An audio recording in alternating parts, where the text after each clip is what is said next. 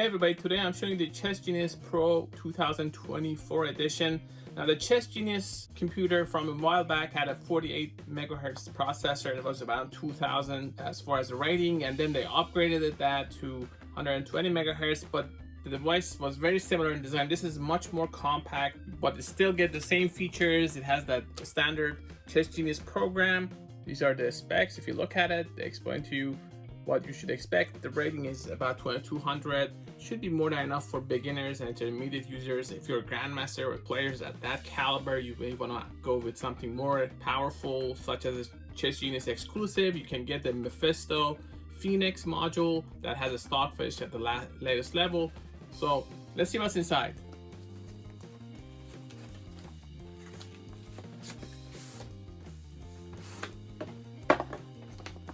Right off the bat, what I like is that it's actually very compact, doesn't take a whole lot of space, so it's something you can take with you anywhere. You have this board. This is your battery cover. You can power with 4 AA batteries. This is your reset hole that's standard for all these chessboards. How you lock it. The display is a little bit different from what I remember, maybe not much. It's press sensory, so you have to press on it. This is where you can power it by an adapter. Apparently it's a 5-volt adapter. What else do you get? Get the guide.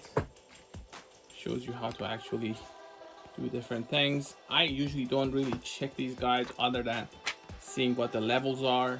The rest of it is pretty standard. I've tested so many chessboards now that sort of comes second nature as far as what to do. This we don't care about. I don't even know what that is. Just some information that nobody's gonna read.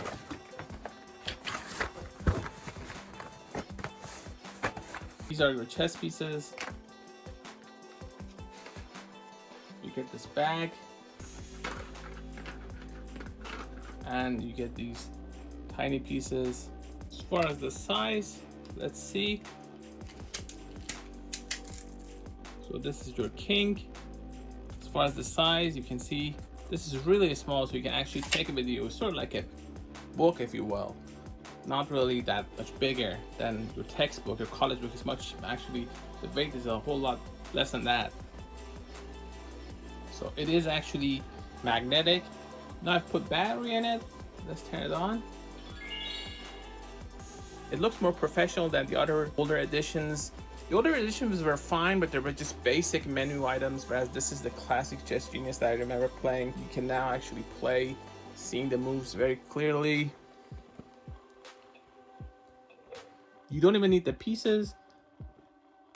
This is actually great for blindfold chess, as long as you don't actually look at here and cheat. That's how you make the moves. This changes the brightness of the display. The buttons are very similar to the other ones that I've tested. This one brings up the menu and you can change different settings. You can ask it to give you a hint, for example, and tells you that you have to move this. What else you can do? Get the next best move.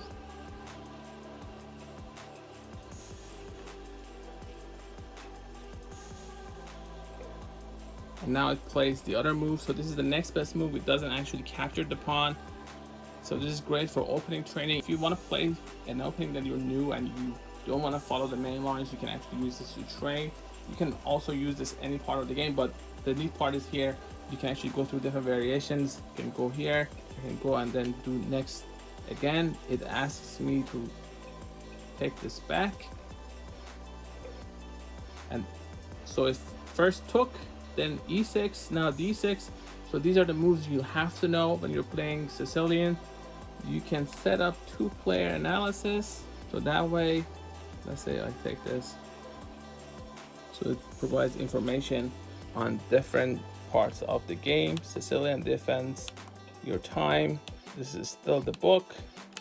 Go to the menu again, change the play level, turn the board, change the style. Now these sound familiar from the other versions that I've had.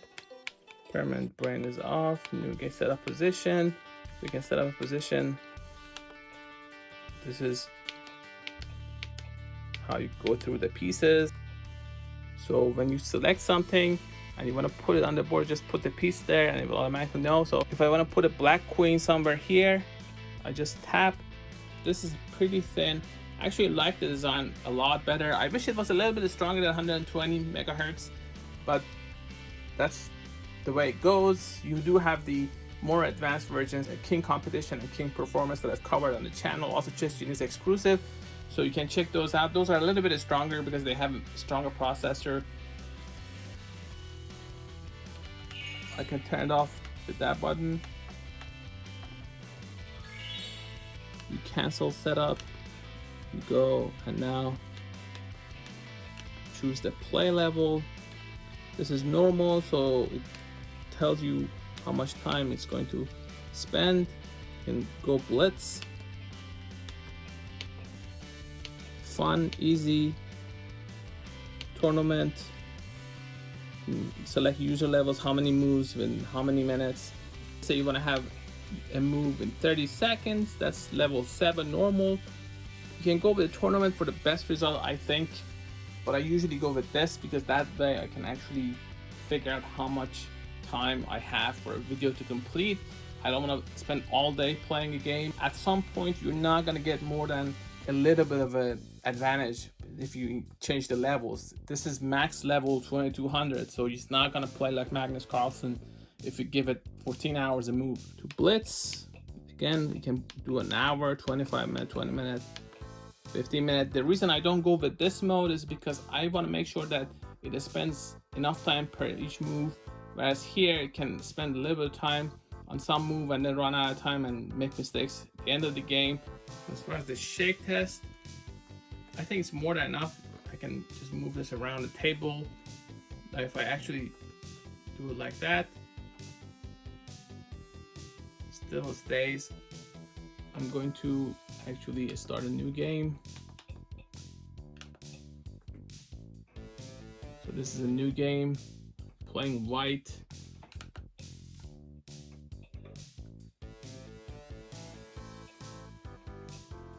I'm going to play my favorite terrible opening, which is the King's Gambit Dodo variation. This is more than strong enough to actually play the right move here, so it's not gonna have any trouble. It's out of the book, which I like. So what happens if I take this?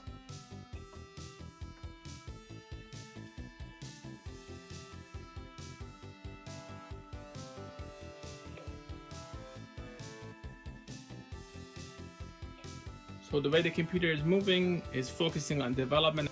So I'm doing an analysis here, and it's actually thinking.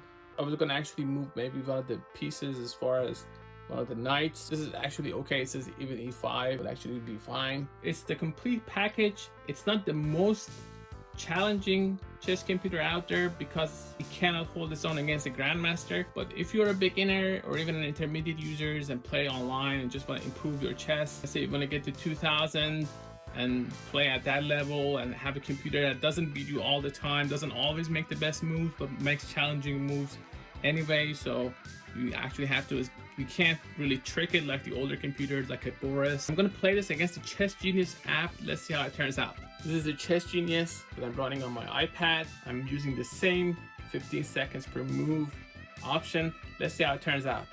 So I've set it up. Now I just have to say move now.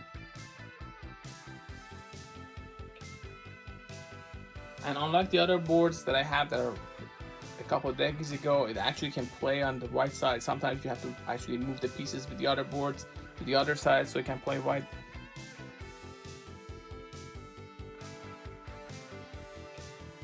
It's no problem at all. It's playing the Queen's Gambit.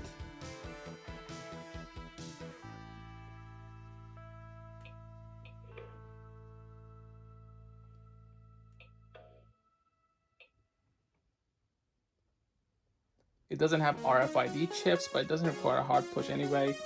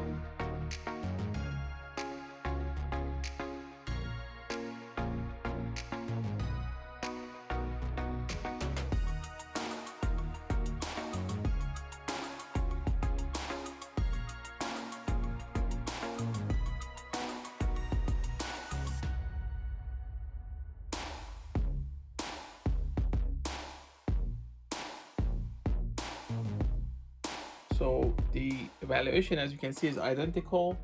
It's a little bit lower now because he played that move, extra move here. Let's play it, see what happens.